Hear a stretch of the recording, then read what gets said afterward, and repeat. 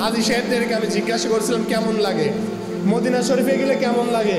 বলে হুজুর যখন ওই মুআল্লিম সাহেব যখন ঘোষণা করে যে এখন গাড়ি মদিনা শরীফেতে ঢুকছে, কলিজা ছিঁড়ে যায়, কলিজা ছিঁড়ে যায়, মনে হয় যেন প্রাণ বের হয়ে আসবে। সমস্ত হাজী সাহেবেরা, কারো খাওয়ার চিন্তা নাই, কারো কোনো কিছুর চিন্তা নাই, ব্যাগের চিন্তা নাই, মাল সামানার চিন্তা নাই, প্রত্যেকেই ওই জানালা দিয়ে আপনার উকি দিতে থাকে আর দেখতে থাকে কখন আল্লাহর হাবিবের সেই মুবারক সবুজ গম্বুজ দেখা যাবে। বলেন আল্লাহু আকবার।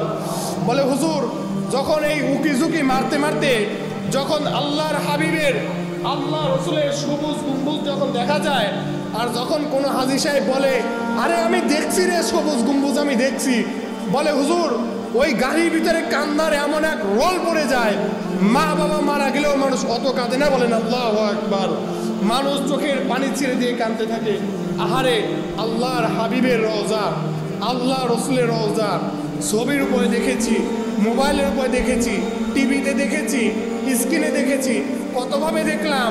যখন সরাসরি রসুল্লাহর সেই সবুজ গম্বুজ দেখা যায় তখন আশিকি রসুলদের ভিতরে, নবী প্রেমিকদের ভিতরে তুফান শুরু হয়ে যায়। বলেন সুবহানাল্লাহ।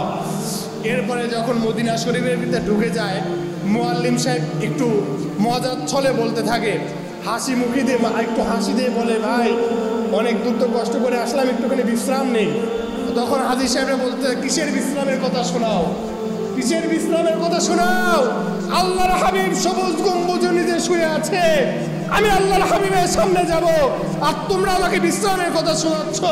বিশ্রামের প্রয়োজন নেই, ক্লান্তির কারণে যদি জীবন চলে যায় তারপরে আমি আল্লাহর হাবিবের রওজাতুল মুবারকের পাশে যাবো। বলেন সুবহানাল্লাহ। সম্মানিত হাজিরিন, শুধু তাই না, শুধু তাই না, আল্লাহর এক ওলির ঘটনা পড়েছি। আল্লাহর ওলি মদিনা শরীফে গিয়েছেন, রওজাতুল মুবারক, রওজাতুল আতহারের কাছে গিয়ে ওই সরাসরি হুজুরের রওজার কাছে যায় নাই।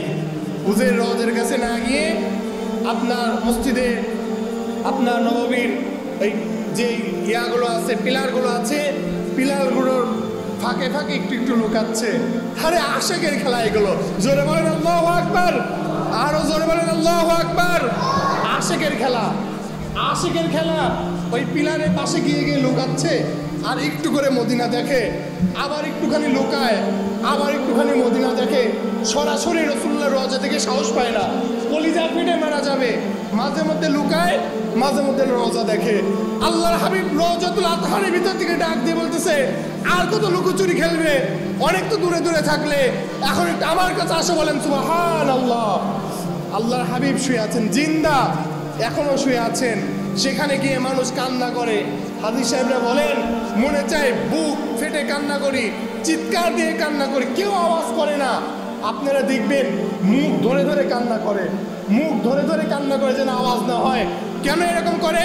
বলে এটা আদব নয়, এটা আদবেরও আদব। বলেন সুবহানাল্লাহ। বলে জোরে কান্না করার কারণে যদি আল্লাহর হাবিব যদি কষ্ট পায়, এজন্য জোরে কান্না করে না, মুখ ধরে ধরে চোখের পানি বয়ে যাচ্ছে। আর তারা সালাম জানাতে থাকে, আসসালাতু ওয়াসসালামু আলাইকা ইয়া রাসূলুল্লাহ, আসসালাতু ওয়াসসালামু আলাইকা ইয়া হাবিবাল্লাহ।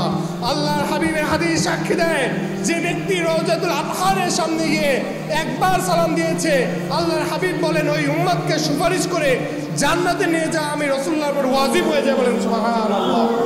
আল্লাহ পাক সেই নিয়ামত আমাদেরকে দান করেন। বলেন আমিন।